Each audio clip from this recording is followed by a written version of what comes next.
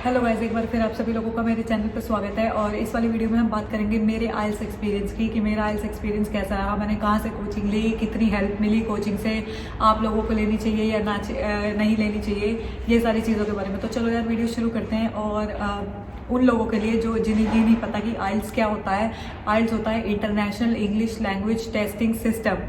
ये इसकी full form होती है। ये एक ऐसा टेस्ट होता है जो अब्रॉड जाने से पहले, कुछ कंट्रीज को छोड़ के अब्रॉड जाने से पहले आपको देना पड़ता है। आपको दूसरी कंट्री को, उनकी यूनिवर्सिटीज़ को और उनकी गवर्नमेंट को ये बताना पड़ता है कि आप मतलब इंग्लिश में, उनकी लैंग्वेज में इतने अच्छे हैं कि मतलब आपको वीज़ा दे दिया जाए। ठीक है, तो चलो यार शुरू करते हैं। मैंने कोचिंग ली थी ब्रिटिश काउंसिल से, और क्योंकि उस टाइम पे मेरे को बिल्कुल भी फेमिलियरिटी नहीं थी कि किसी भी तरीके की ऑनलाइन वेबसाइट्स अवेलेबल होती हैं या किसी भी तरीके की कोई भी चीज़। बस मेरे को ये पता था कि ठीक है, थोड़ा बहुत यूट्यूब से मैं देख सकती हूँ, लेकिन मैं चाहती थी कि मैं मतलब ना नर्वस ना रह के और जाके एक नया एक्सपीरियंस लूँ कि कोचिंग में ऐसा क्या करवाते हैं। हो सकता है कोई ऐसी ट्रिक बताते हो जो हमें नॉर्मली नहीं पता। ये सोच के मैंने कोचिंग ले ली और मैं पहुँच गई जी कोचिंग में। ठीक है, दिल्ली में होती थी मेरी कोचिंग और मेरे को मेट्रो से जाना पड़ता था। वीक में 2 या 3 दिन होती थी और 20-25 दिनों के लिए ली थी मैंने। और हम पहुँचे तो इंट्रोडक्शन वगैरह हुआ। उन्होंने पहले पूरा फॉर्मेट बताया कि आइल्स क्या क्या होता है आइल्स के अंदर। तो इसके 4 पार्ट होते हैं, reading, listening, writing and speaking. तो उन्होंने पूरा फॉर्मेट बताया कि रीडिंग में क्या करना होता है, राइटिंग में क्या करना होता है, लिसनिंग में क्या करना होता है और स्पीक कैसे करना है। तो ये सारी चीज़ें उन्होंने बताई। और उसके बाद वो सीधा शुरू हो गए कि उन्होंने मतलब एक पैराग्राफ दे दिया अपनी स्क्रीन पे और बोला कि मतलब क्वेश्चन थे उसके नीचे कुछ कि इनको करो, इनको ढूंढो पैराग्राफ में से। वो था रीडिंग पार्ट। फिर उन्होंने क्या करा कि एक ऑडियो चला दी थी अपनी ही स्क्रीन पे, और वो ऑडियो होगी कुछ 1 मिनट की।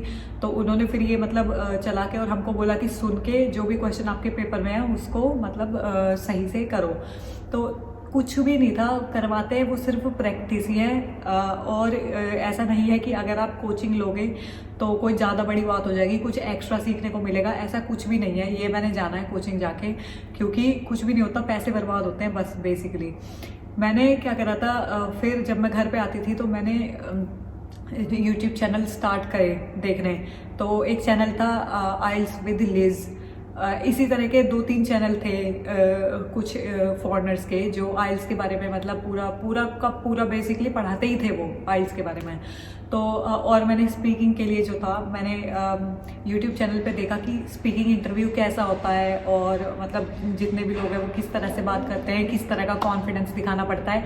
ये सारी चीज़ें मैंने खुद करी बेसिकली। कोचिंग में कुछ खास नहीं बताते, वो क्या करते हैं 2-4 एक्टिविटी बताते हैं कि मतलब तुमको मान लो उन्होंने कोई मॉक टेस्ट का पेज दे दिया और बोला कि एक दूसरे से बात करो। अगर वो स्पीकिंग के बारे में है तो आप एक दूसरे, जितने भी मतलब स्टूडेंट आपकी क्लास में, एक दूसरे से बात करोगे, इंट्रोडक्शन दोगे, उनको बताओगे कि आप लोग कैसे हैं, कैसे नहीं है, हाय हेलो वगैरह, ये सारी नॉर्मल कॉन्वर्सेशन। और उसके अलावा मतलब ये भी था हमारे में कि वो मतलब ये भी बताते थे, उन्होंने एक वो करवाई थी एक्टिविटी जिसमें मतलब झूठ और सच का पता करना था कि मतलब मैं अगर किसी बच्चे से या किसी स्टूडेंट से बात कर रही हूँ दूसरे, और मैं उसको बोलूँगी हाय हेलो, और मैं उसको एक ऐसा वाक्य बताऊँगी जो ज़िंदगी में हुआ है और उस मेरी लाइफ में हुआ है, और उसको ये बताना है कि मैंने झूठ बोला या सच बोला।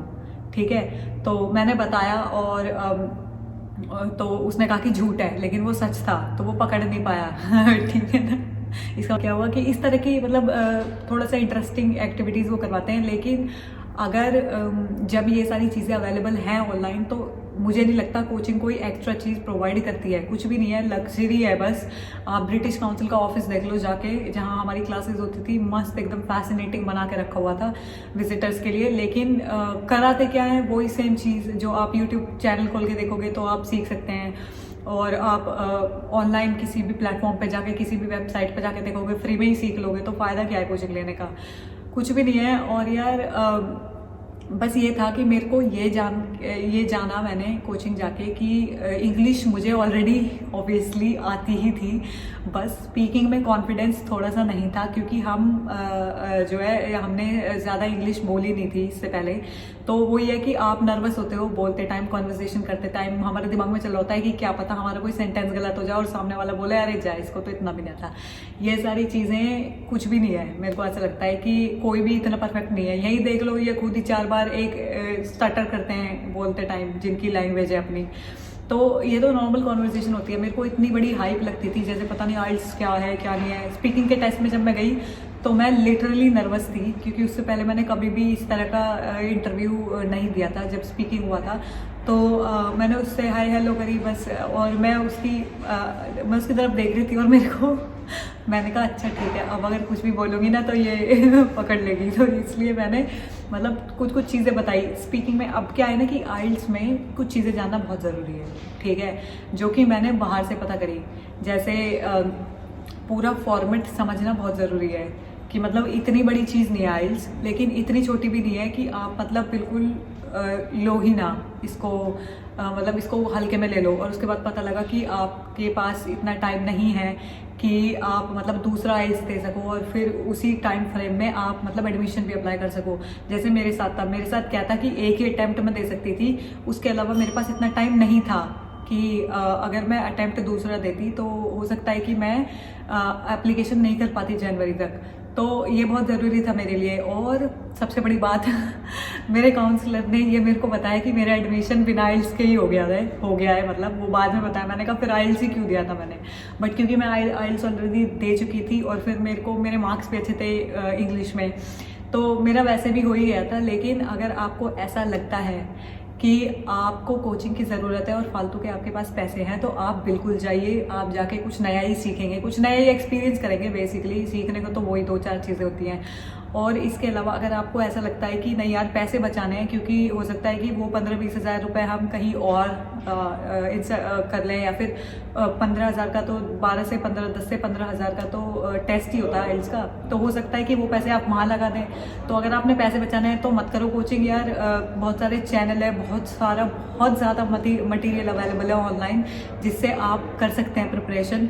और बस स्पीकिंग का ये है कि वो कहते हैं कि किसी से बात करो, मतलब जितनी कॉन्वर्सेशन आप करोगे किसी के साथ में इंग्लिश में, उतनी ही बेटर होगी आपकी स्पीकिंग। तो मैं भी ऐसी करती थी। मेरे एक दोस्त था जम्मू कश्मीर से, मैं उसके साथ फ़ोन पे बात करती थी कि मतलब वही है कि वो, और मेरा दोस्त तो इतना अच्छा था कि वो खुद, मैंने उसको बोला मेरे को आइल्स प्रिपरेशन करनी है, उसी को ही बस पता था कि मैं आइल्स प्रिपरेशन कर रही हूँ, और उसने अपनी तरफ से मतलब रिसर्च करके कि कौन कौन से क्वेश्चन होते हैं, किस टाइप के क्वेश्चन पूछे जाते हैं स्पीकिंग टेस्ट में, उसने वही चीज़ें मेरे से पूछनी शुरू कर दी, जो कि मेरे को बहुत ज़्यादा अच्छा लगा था कि चलो यार बड़ा सपोर्टिव पर्सन है। तो मैं उसके साथ बात करती थी और मेरी इंग्लिश काफ़ी इंप्रूव हो गई थी बात कर करके ही। ऐसे मतलब कॉन्फिडेंस ही जाता है, इंग्लिश तो आपको आती है ऑलरेडी। तो अगर आपका कोई दोस्त है जिसके साथ आप प्रिपरेशन कर सकते हैं, कॉन्वर्जेशन कर सकते हैं स्पीकिंग की, तो करें, मतलब ऑब्वियसली। लेकिन अगर आप नहीं कर सकते तो बहुत सारे ऐप्स अवेलेबल है इंडिया में, शायद 1-2 ऐप है जिस पे अगर आप जाओगे तो आपको वो कहीं पे भी कनेक्ट कर देगा पूरे वर्ल्ड में इंग्लिश स्पीकर्स के साथ, और जो भी लोग इंग्लिश बोलते होंगे उनके साथ आप इंग्लिश में कॉन्वर्सेशन कर सकते हैं। प्लस क्योंकि ये उनकी लैंग्वेज होती है तो वो लोग इतना ध्यान भी नहीं देते आपने ठीक बोला है गलत बोला है, क्योंकि बहुत सारी बार तो यही खुद कह देते हैं तो वही है ना कि मतलब बोलते टाइम हर कोई परफेक्ट नहीं होता, जिनकी लैंग्वेज है वही परफेक्ट नहीं है, तो आप तो क्या ही। दूसरी बात यह है, स्पीकिंग में बहुत सारे लोग सोचते होंगे कि एक्सेंट होना ज़रूरी है, ऐसा कुछ भी नहीं है। जो आपका टेस्ट ले रहा है स्पीकिंग का, जो भी आपका इंटरव्यू ले रहा है, उसको ये पता होता है कि आप कौन सी कंट्री से बिलोंग करते हैं, और उसको ये भी पता है कि आपकी एक्सेंट कैसी है। तो बिल्कुल भी एक्सेंट फेक करने की ज़रूरत नहीं है स्पीकिंग टेस्ट में।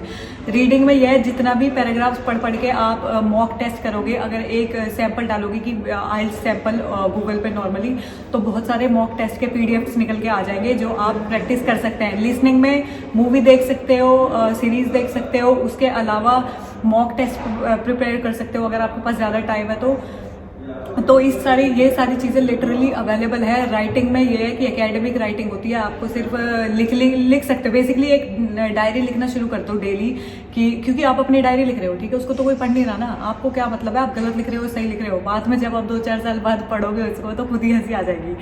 तो अपनी पर्सनल डायरी लिखना शुरू कर दो। अगर लिखने में राइटिंग में प्रॉब्लम आ रही है आपको तो नए नए वर्ड्स देखना शुरू कर दो कि मतलब इस वो कैब की जगह पे हम कौन सा वर्ड यूज़ कर सकते हैं। तो इस तरह की चीज़ अगर करोगे तो 20-22 दिन में मस्त आपका ओवरऑल आ जाएगा। मेरा कोई खास अच्छा नहीं आया था, उसके बावजूद भी मैं यहाँ आ गई। तो मैं ये कहना चाह रही हूँ कि अगर मैं कर सकती हूँ तो आप भी कर सकते हो, ठीक है। क्योंकि मैं डायरी लिखती थी और मैं आपको वही सजेशन दे रही हूँ कि डायरी लिख लो कि आज मैं आइल्स की क्लास में गया या गई और वहाँ पे कैसा एक्सपीरियंस रहा, मैंने आज कौन सी एक्सरसाइज करी या कौन सी सीरीज़ देखी, उसके बारे में थोड़ी सी डिटेल।